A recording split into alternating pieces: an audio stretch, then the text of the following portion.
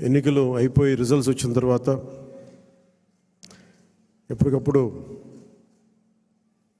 మన ఎమ్మెల్యే అభ్యర్థులందరికీ చిన్నపాటి సత్కారం చేయాలి.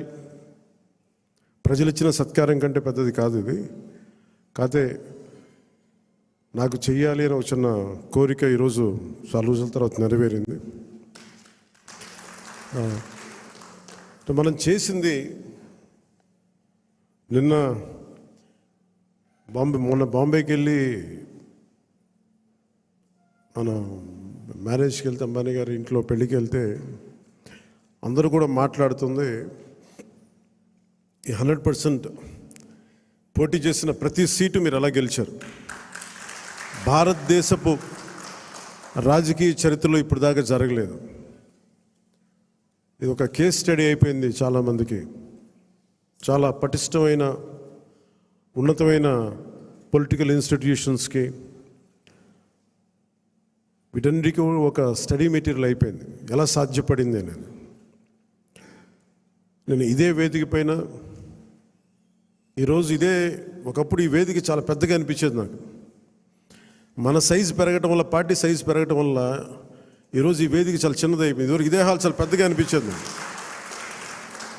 అంటే ఎక్కువ జనం ఉండేవాళ్ళు ఆ రోజున. యాక్చువల్గా కిటకిట్లు ఆడిపోయేది, చాలా పెద్దగా అనిపించింది. కానీ ఈరోజు తక్కువ మంది ఉన్నా కానీ ఇంత చిన్నగా ఉందంటే ఆఫీస్ అనిపించింది. అంటే నాకు అనిపించింది ఏంటంటే మనకు సాధించిన విజయం ఈ ఆఫీస్ కూడా సరిపోవట్లేదు. ఇది ప్రత్యేకంగా మనం సాధించిన విజయం చాలా గొప్ప విజయం. అది ఇదే మనం దెబ్బతిన్న మన పరాజయం కానీ, మనం తిన్న దెబ్బలు కానీ ఇంకెవరన్నా తగిలిండుంటే కనీసం ఒక పక్షం రోజులు కూడా నడిపేవారా అని అనిపిస్తుంది. మీరు చూశారు, ఒక రాష్ట్రానికి ముఖ్యమంత్రిగా చేసిన వ్యక్తి ఓడిపోగానే అసెంబ్లీలు కూడా లేకుండా వెళ్ళిపోయారు. ఓటమి అంత భయపడుద్ది మనిషిని. అలాంటిది మనకి ఎంత జనబలం ఉండి ఒక్క సీటు కూడా గెలుచుకోలేని పరిస్థితుల్లో ఏదో ఒకటి వస్తే ఆ వ్యక్తిని వాళ్ళు తీసుకెళ్ళిపోయి అలాంటి పార్టీకి 100% మనం స్ట్రైకింగ్ రేట్తో కొట్టడం చాలా చాలా అద్భుతమైన విషయం. 21 ఒకలా చూస్తే పెద్ద నెంబర్ కాకపోవచ్చు 175లో, కానీ 175 రోజున 164 గెలవడానికి మనం తీసుకున్న ఈ 21 ఒక వెన్నెముగ్గా అయిపోయింది ఈ కూటమి విజయానికి.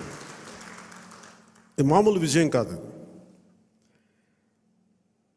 ఇది బయట మనం సభల్లో ఎక్కువ మనం ఊదరగొట్టుకోలేం, కానీ ఒకసారి మనం సాధించిన విజయం కూడా చెప్పడం చాలా అవసరం.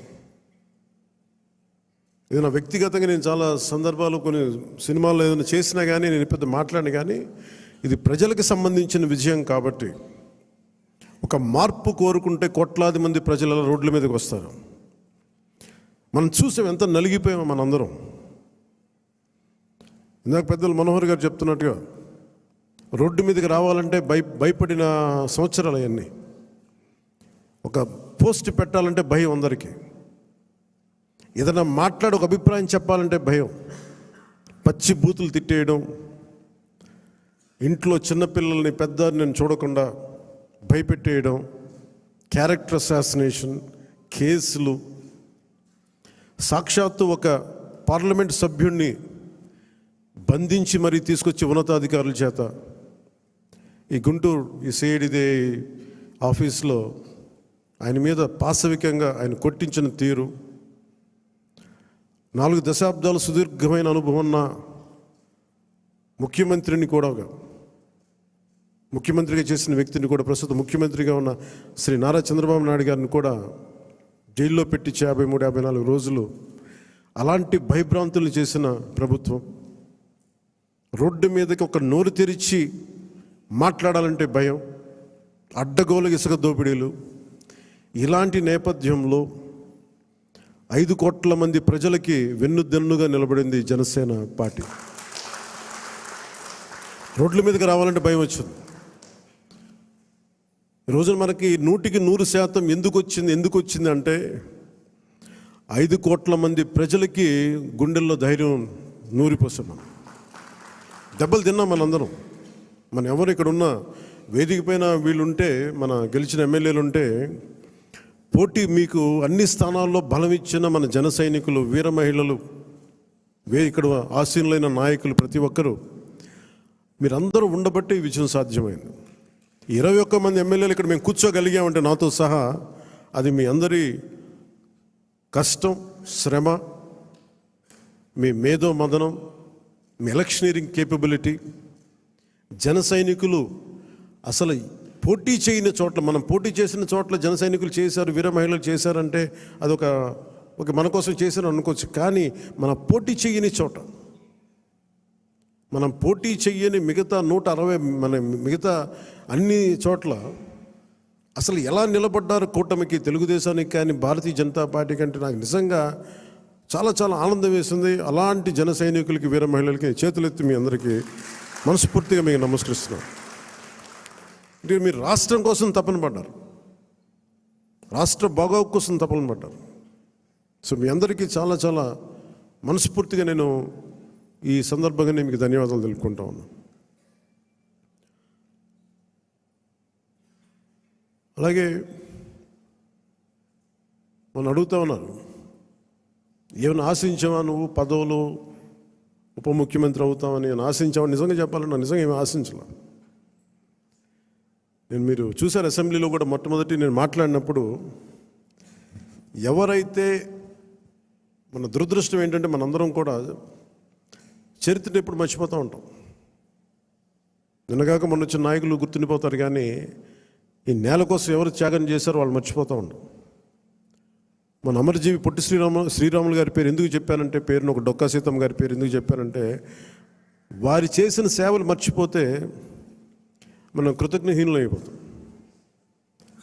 అందుకే నాకు ప్రత్యేకించి వారి ప్రేరణతో వచ్చినవాడిని. ఒక వ్యక్తి మన కోసం ఎందుకు త్యాగం చేయాలి, అలాంటి ప్రేరణతో వచ్చాను. అందుకే నేను పదవులు ఏమి ఆశించలేదు. అలాంటి పదవులు ఆశించిన వాడిని నాకు వచ్చి నేనేమి ఎవరిని పదవి అడగలేదు, ఏమి చేయలేదు. మీరు చూస్తే నేను ఎక్కడ కూడా ఎలక్షన్ టైంలో నేను ఉప ముఖ్యమంత్రి అవుతానని కానీ అసలు ఏమీ నేను మాట్లాడలేదు, దాని గురించి చెప్పలే. పదవులు ఉన్నా లేకపోయినా పని చేద్దాం, ప్రజల కోసం పనిచేద్దాం, నిలబడదాం, ఈ తప్పని తప్ప వేరే ఆలోచన లేదు. అలాంటి మనకి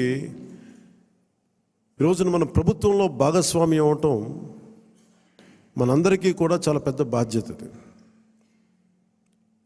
మనం ఈ 21 మందిని కూడా మన ఎమ్మెల్యేలు కానీ మిమ్మల్ని కానీ కలవడానికి ఎందుకు ఇంత టైం పట్టింది అని అంటే, నేను ఎప్పుడు అధికారం నేను చూడలేదు, ఎమ్మెల్యేగా అడుగు పెట్టలే, అధికారం ఎప్పుడు చూడలే. ప్రజలతో పోరాటం చేసుకుంటూ వెళ్ళిపోయాను తప్ప ఎక్కడ కూడా అధికారం ఎలా ఉంటుంది, దాని తాలూకు కష్ట నష్టాలు ఏంటి, దాని లోతుపాత ఏంటి మనకి ఎప్పుడు తెలియదు. అసలు నాకు బాధ్యత తీసుకోగానే చాలా కీలకమైన శాఖలు మనం తీసుకున్నాం. సివిల్ సప్లైస్, అలాగే సినిమాటోగ్రఫీ, టూరిజం, దాంతోపాటు పర్యావరణం, అటవీ శాఖ, అలాగే పొల్యూషన్ శాఖ, పంచాయతీరాజ్, రూరల్ వాటర్ సప్లై, ఇన్ని కీలకమైన శాఖలు తీసుకున్నప్పుడు నాకు ఒకటే అనిపించింది, చాలా అవగాహన ఉండాలి. ప్రత్యేకించి శాఖలు కూడా నేను అందరూ అనుకోవచ్చు ఎందుకు పెట్టుకున్నాను నేను ఈ శాఖలన్నీ అంటే, ఇది నా మీద చాలా బాధ్యత ఉంది. పదే పదే మాట్లాడాను నేను. కొంత దాన్ని సంపూర్ణంగా కొంత ఒక విధి విధానాలు ఏర్పరిచిన తర్వాత సరైన సమయంలో బాధ్యతల నుంచి కూడా తప్పుకుంటాను, ఇంకెవరికైనా కూడా అప్పగించేస్తాను. కాకపోతే అది చేసే ముందు ఖచ్చితంగా విధి విధానాల మీద చాలా బలమైన ఒక విధి విధానాలు బలంగా ఏర్పరిచి ఆ బాధ్యతలు అప్పుడు అప్పచెప్తాను.